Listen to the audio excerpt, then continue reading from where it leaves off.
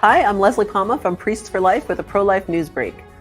The Nebraska Supreme Court ruled this morning that the Protect the Right to Abortion Amendment and a separate amendment calling for babies to be protected from abortion after 12 weeks will remain on the November general election ballot. Nebraska is one of 10 states whose voters will decide whether their state constitutions contain a right to abortion, but it's the only state with both pro-life and pro-abortion amendments.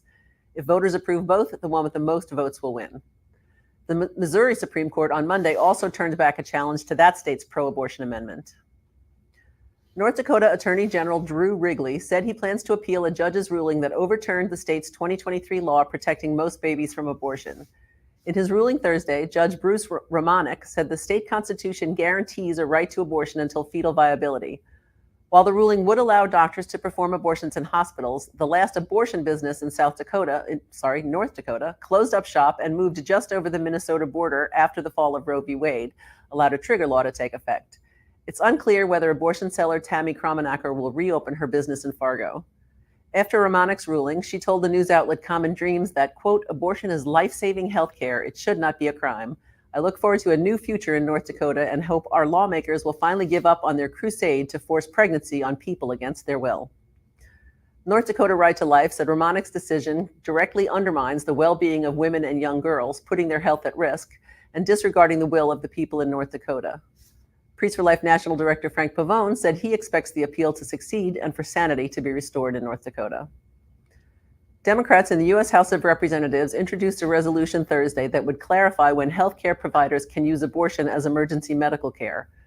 The resolution, sponsored by Ohio Representative Amelia Sykes and New Jersey's Mikey Sherrill, would express, quote, the sense of the House of Representatives that abortion is a form of stabilizing care under the Emergency Medical Treatment and Active Labor Act. EMTALA never mentioned abortion or included the procedure as emergency medical care until the Biden-Harris administration raised the issue.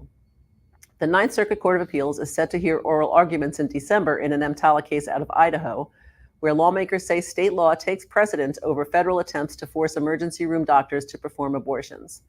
The Republican-dominated House likely will not support the non-binding resolution. An Indiana judge has turned away an attempt by Planned Parenthood and other abortion profiteers to expand the exceptions in a state law that protects most babies from abortion. The court cannot substitute its own policy preferences for that of the Indiana General Assembly, Monroe County Judge Kelsey Black Hanlon said in her ruling. The Indiana law already has exceptions for the life and health of the mother, lethal fetal anomaly, and for pregnancies conceived in rape and incest. Following Tuesday's presidential debate, Priests for Life is calling for ABC News to correct the errors it made during the discussion of abortion. They fact-checked only one of the candidates, Donald Trump, said National Director Frank Pavone. They interrupted only one of the candidates, Donald Trump, and they pushed back on only one of the candidates, Donald Trump. In a news release Thursday, Pavone said the section of the debate on abortion was particularly egregious. There was no fact-checking of Kamala Harris when she denied that Democrats are in favor of abortion through birth and even after birth. There was no willingness to have her answer the question about her support for abortion in the final months of pregnancy. And the statement about no state permitting the killing of babies after birth is simply not true. That's what's making news this week. Enjoy your weekend, and always remember,